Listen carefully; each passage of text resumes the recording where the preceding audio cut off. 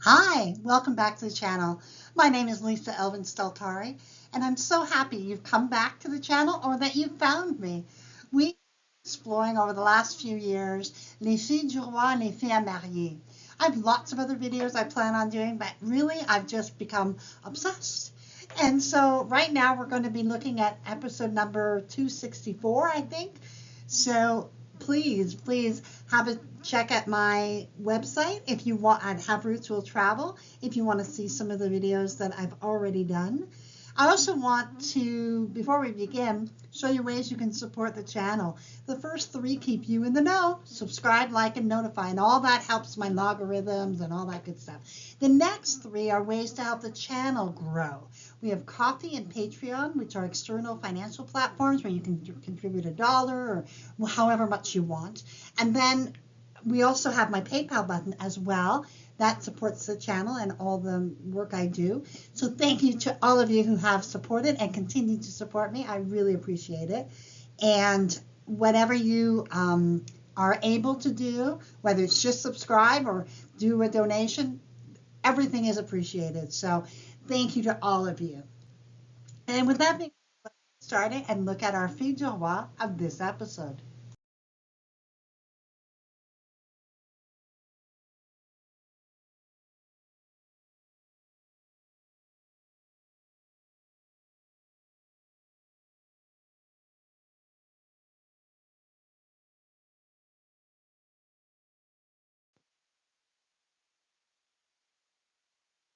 Was born in 1651 in Compiègne, France, which is found in the Hauts-de-France region and in the département of Oise. Now, her parents were Corneille Adam and Michel Delacour. Now, there is a population of over 40,000, so this is no small little town. It has existed from at least the 5th century BC. Amazing, amazing place. Now, it was referred to in 557 as Compendium, a name derived from a word meaning shortcut. This town flourished in the Middle Ages and was the site of assemblies and councils under the Moravian kings. In 833, can you imagine? Louis the Pious was deposed there. Charles II the Bald enlarged the town and founded the Abbey of Saint Corneille, now the home of the municipal library.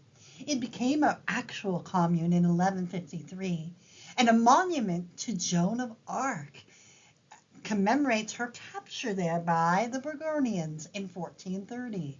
The St. Jacques Church was founded in 1199 and reconstructed many times, particularly in the 12th and 13th centuries. 30th of July, 1671, Anne decided or was chosen to be a fille du roi. She sailed on the Prince Maurice. Now her father had passed away, and she brought with her a dowry of about 300 pounds.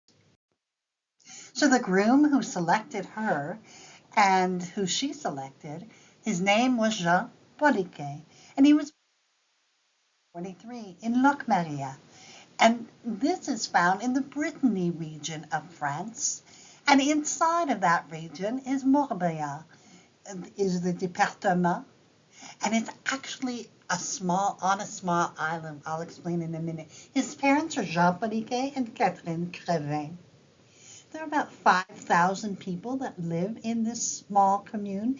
In the past, the parish of Locmaria was approached with thumbs in to ward off bad luck, as it had the reputation of hiding sorcerers.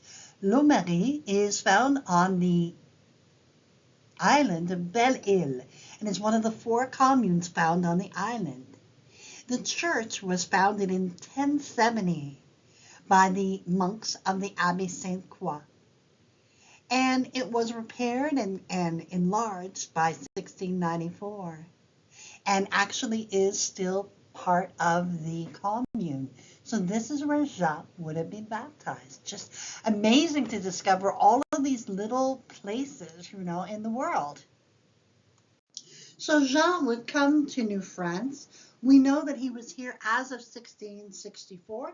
He came aboard the Noir, which left from La Rochelle, found in the 1667 census. So he had been there already 3 years.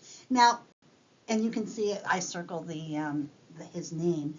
Now you can see that he is a master mason, or just to let you know. So he was in high demand in terms of the work that he would have done. So they were married on November 7th, 1671, and Anne did receive £50 from the king. So they would settle at Lausanne, and let's talk a little bit about this very famous place. Lausanne had been settled back in 1636 by a man named Lausanne, who was basically an absentee seigneur.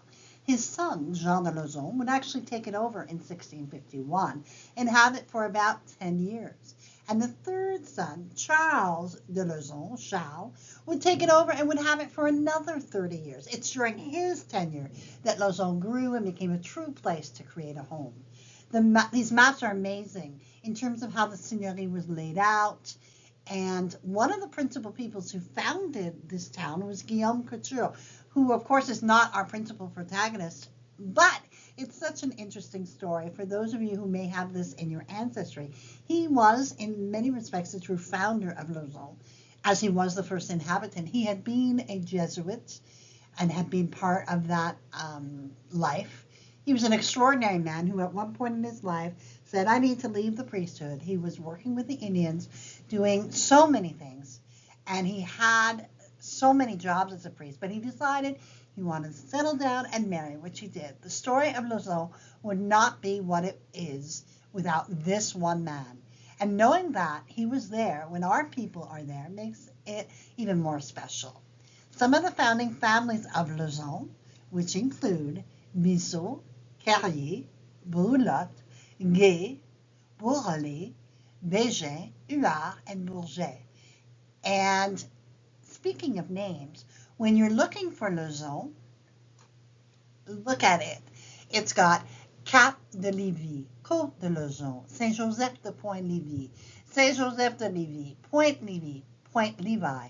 The last one probably when the British took over. So it just goes to show you in genealogy and it's all about location, number one, but it's also understanding the name changes.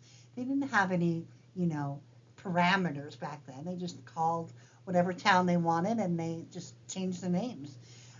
Sometimes willy-nilly. So you need to be aware of the history of a place so that you can really kind of say, oh, okay, that means the same thing. So you're not, barking up the wrong tree or going in a direction that, oh, where is this place? It's the same place. So this made me do a double take because their family truly began 12 years after they were married. It doesn't happen like this. I don't know what was the matter. I mean, she was 20 years old when they married. Sometimes you see this when the woman is older, that sort of thing. But for whatever reason, and this is a mystery, perhaps one of her descendants can enlighten us. But Claude was born in 1683, and he married Marie Labbé and would have 7 children, all of whom would make it to adulthood. Jean married Anne-Marie-Louise Lecourt and had 9 children, 7 of whom reached adulthood, and 6 who left descendants. Marianne married Charles Lecourt, her brother-in-law, if you will, and had 12 children, 8 of whom reached adulthood. And then we see the 1681 census, which of course was taken before all 3 children. So we have Jean, and they call her Jeanne, and so there is that 14-year age gap. We have 1 gun, 1 cow, and 4 arpents de land, so about 2 acres of land.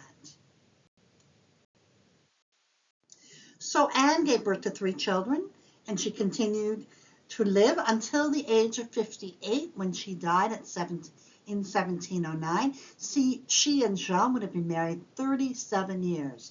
She would only leave a descendancy of 22 people as of 1729, but obviously the line of descendancy remains.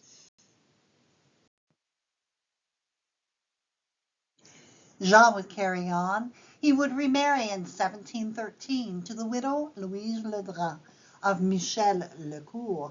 In case you might remember hearing that name, this is the mother-in-law of two of Jean's children. So Jean would die 8 years later at the remarkable age of 78.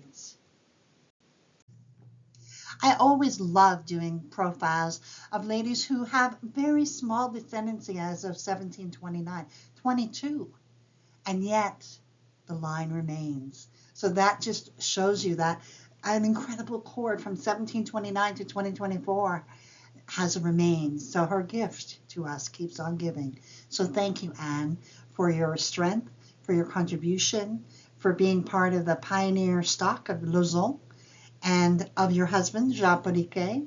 Thank you for being here, a trip, and making certain that we are still to this day honoring you. So we bless your memory and we are thankful you came to our shores. And with that, I want to say thank you to my patrons and supporters. Thank you to my subscribers as well. All of you contribute to me carrying on with this incredible project that just kind of has a life of its own.